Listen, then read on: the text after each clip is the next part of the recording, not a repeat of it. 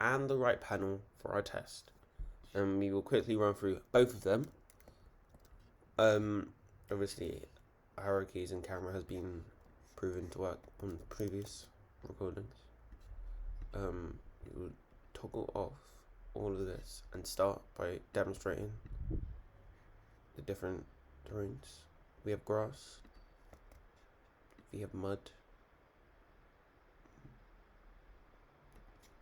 we have stone,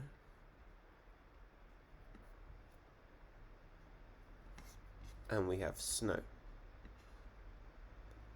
And obviously we have sand, which does work, as you can see.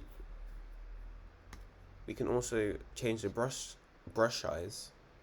So now being on second, it does an extra hexagon around it, and for the third mud, see, it's doing 2 extra hexagons.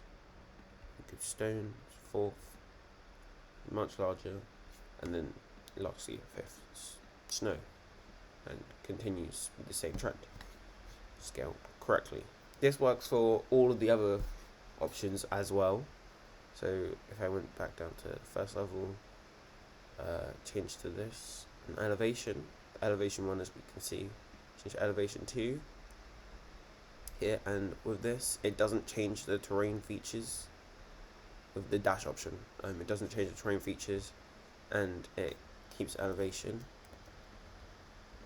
As you can see, because it's more greater than 2 elevations, it creates a cliff instead of a terrace. I mean, white snow is not the best to view this on. Let's change it to grass, for instance, which equally works if you toggle it off.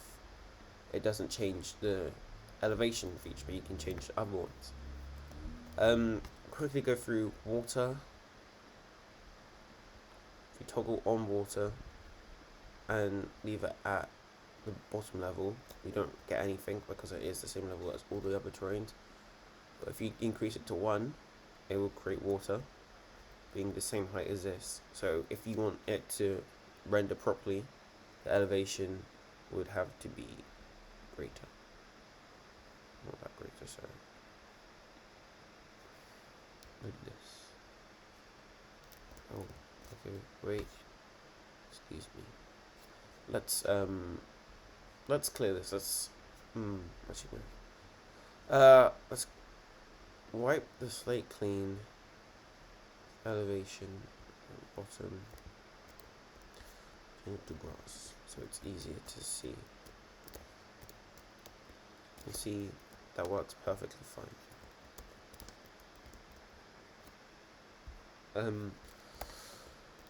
Continue with this. We can see that if we wanted water of the first level, oh, my brush size. You see, you can make mistakes on this quite easily, but it's nice and organic. Though, look at that. That's the water.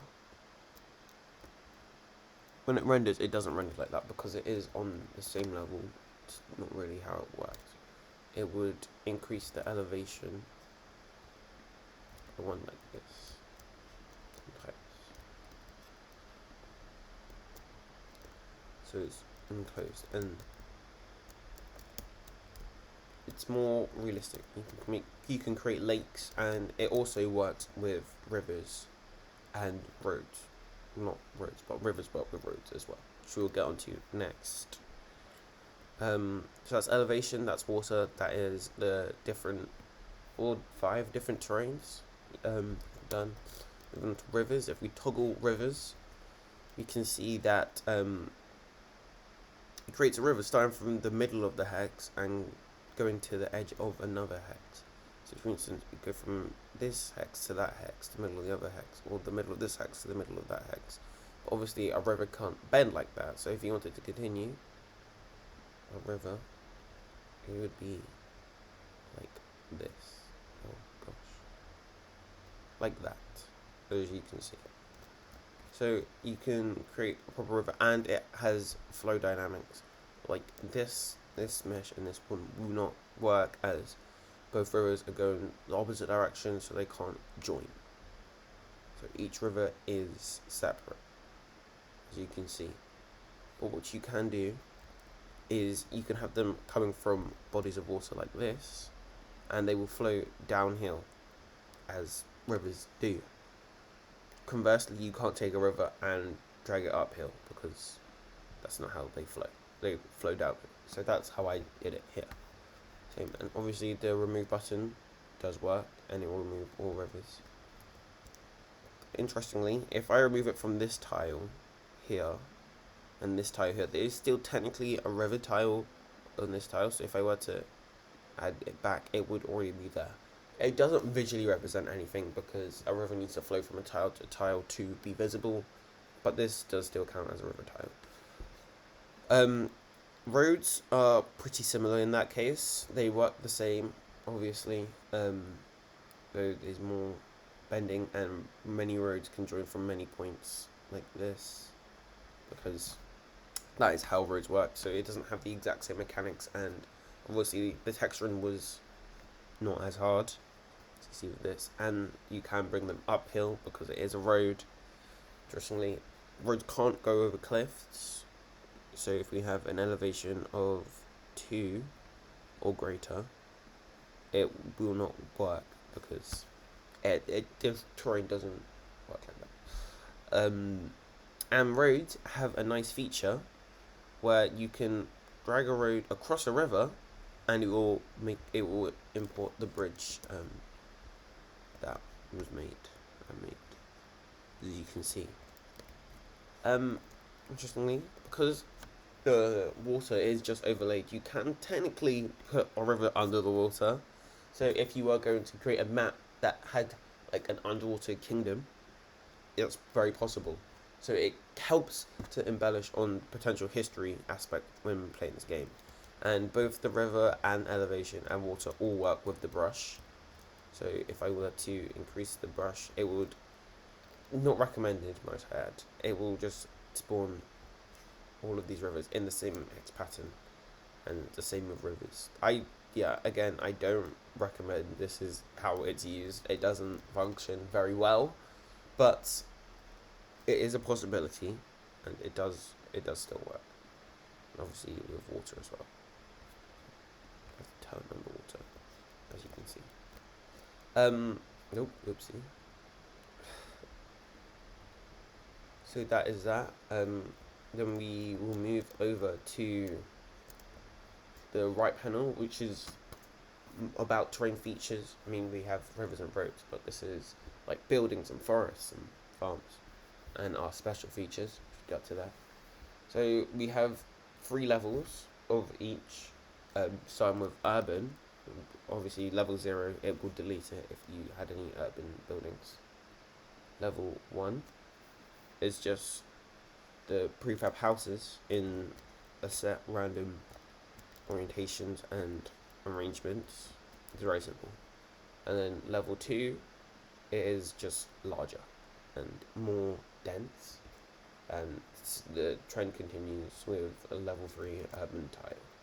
It's just larger housing and more densely packed. It's very similar with the farm with level. Oh, sorry, I should show level 0. Like if this is level 0, it just erases it. And the same for the farm. Level 0 would erase it. Level 1, just small dispersed farmed areas. Level 2, it increases it, larger farms, and then level 3, we have more as well. As you can see, there's a smooth trend, and it helps. So like if you are creating a map, you'd have your city and then your farm adjacent, and you can see the center of the city was very densely populated, and then you have the rural areas with the farms, and then the most rural area. So let me just show you level 0, just erasing it. So level 0 just erases it. And then we have plants, which level 1 is just small like shrubs even. So you could put some on the city because they overlap, as I said, and the farms, they overlap. And it's not just the plants that do it, the farm and the urban do it. It works both ways. Let me quickly show you. This is a farm, level 1 farm, and then a level 1 urban area. It overlaps. Yep. And then plants level 2, it is just larger almost. This is more denser wilderness, and then level 3 continues to like forests. That's how, well, that's what I envisioned when it was designed. And then we have our special buildings. So I believe the first one should be the pyramid. Oh, sorry, the castle. We have a castle for our medieval settings. You put a castle in a dense populated area. We have pyramid and megafauna. So this is the pyramid, as you can see, and then the not fauna, megaflora. It's just like a big jungle. These are all like very easy to access files and update it. So if you wanted to add skins, it's very possible. It's very modular. And then we have the walls. So this should toggle on the walls, as you can see, and it just wraps around. It works with terrain as well, but it won't go over a cliff as previously stated, because a cliff is a natural border. You can't really attack up or down a cliff. And when I get to units, they can't enter through city walls unless there is a road which opens up the city walls. As you can see, it opens up and allows units to enter. Roads do work with the other features as well. Just so you can put roads in here. Where was I? Oh, and then you could remove them. I have made a mistake. I put the yes and the no the wrong way around, so I will edit that quickly. But while we're still here, everything else is fine. We have the save and the load. So if I wanted to save this map, press save. I would write what I want to call it, like